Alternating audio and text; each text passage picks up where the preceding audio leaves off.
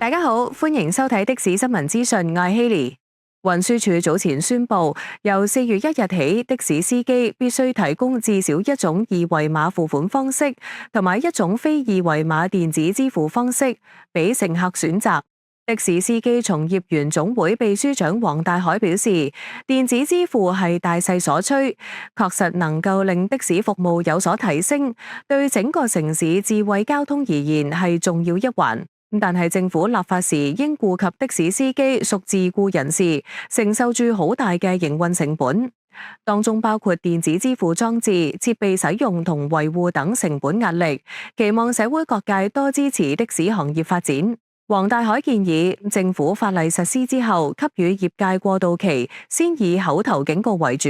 莫立即票控違規司機。至於年長司機難於熟習新科技，黃大海指出，的士司機從業員總會多年前已經開始推動電子支付，簡化使用流程，期望電子支付公司團隊能夠克服更多技術上嘅障礙。已從事的士行業26年，大黃蜂車隊司機黃先生喺7年前已經開始使用信用卡機，當時一個月僅有2至3宗電子付款，以遊客為主。據佢觀察，電子支付交易比例持續上升，由最初大約1成增至現時大約3成。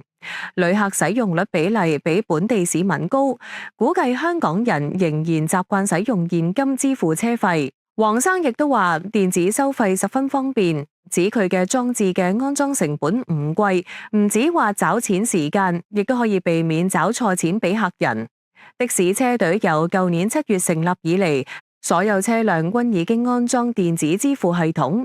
雖然初期唔少司機擔心影響收取小費，同埋唔熟悉操作而抗拒使用，但係而家已經逐漸習慣，反而希望乘客多用電子支付。佢憶述，以往未有電子支付嘅時候，有司機喺接載旅客到酒店之後，要額外花費時間先至完成付款過程。司機甚至要同旅客入去酒店，詢問酒店肯唔肯同佢兌換金錢，甚至試過未能收回車費。八達通作為香港最普及嘅公共交通工具電子支付平台，喺推動的士電子支付方面成效顯著。八達通卡有限公司表示，目前全港已經有超過4萬名的士司機註冊商用版八達通應用程式，或者配備相關流動收款設備，按年增長近4成。透過該系統所做嘅電子支付交易，亦都按年大幅攀升近6成半。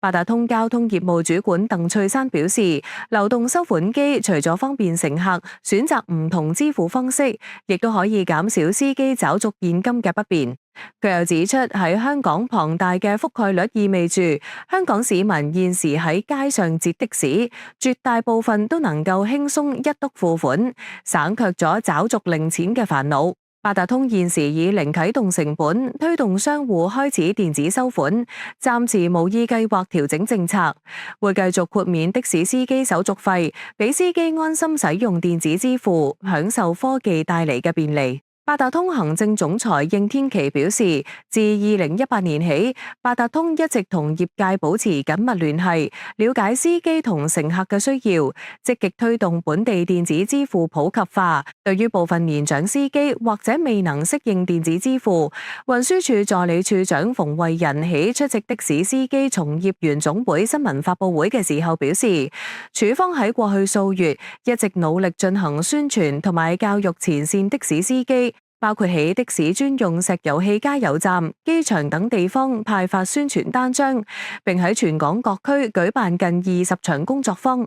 嚟嘅3月會繼續舉辦3場工作坊，講解新法例要求。佢期望喺法例實施後，乘客會有更便捷嘅乘車體驗。運輸署今個月7號至下個月4號將會喺轄下位於上環林士街、葵芳同埋荃灣嘅3個政府停車場設立的士司機專屬服務站，安排人手協助司機開設電子支付賬戶，指導佢哋使用相關系統。的士司機即日起可以聯絡運輸署預約，已預約並揸車前往嘅司機可獲豁免1小時停車場收費。唔知你對以上嘅內容又有啲咩睇法？歡迎留言。如果想了解更多最新嘅的士牌資訊，歡迎下載我哋嘅 App HKTEX 一站式的士買賣租賃平台，密切留意我哋香港的士交易所。我哋下集見。